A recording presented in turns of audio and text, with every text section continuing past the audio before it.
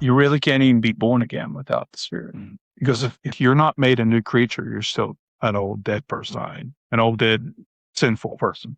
You might not commit a lot of sin, but you're still dead. Kind of is a different way of looking at people like Enoch, because he's walked with God. And he walked with God so thoroughly that I think, to me, I only did this as a conjecture. I think that God had to translate him out of the earth because he was pursuing God to such a degree that he was starting to absorb God. And because he absorbed God to such a great extent, God had to translate him out of the earthly realm. Hey, in your current state of being, I'm going to have to translate you out of this earthly realm so you can continue your pursuit. Because you're at that threshold where you just can't be contained in the earth anymore. I'm gonna have to bring a picture of kind of like the rapture.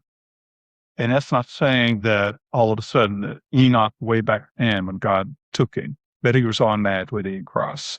I'm not saying that's not possible, because we already know that Christ was slain from before the foundation of the earth. So that means the events had already been done from God's perspective. Jesus had already been slain from before the foundation of the world.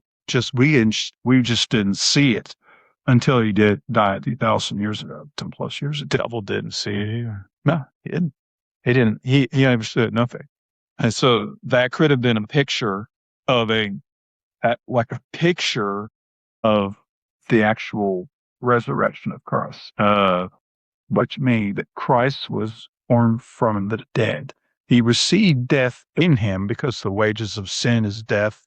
He received our sin. He never sinned. So he received our sin, and our sin wasn't the Roman in the hands and the feet. I believe it's the Roman spear. I don't think you could have killed Jesus. Hey, not become sin. You couldn't exact the wages. He could not have received the wages of death. Okay. Because the scripture definitively says the wages of sin is death. And you could look at it from Eve's perspective. The wages of sin is death. You eat of that tree of the knowledge of good and evil, you'll be sinning. When you sin, and that's when it occurred. So Jesus became sin for the purpose of dying. We hadn't seen it that way. We would think that the Romans and the Jewish leaders and everything like that was over there, killing Jesus. We're all kill this guy, It's like, no.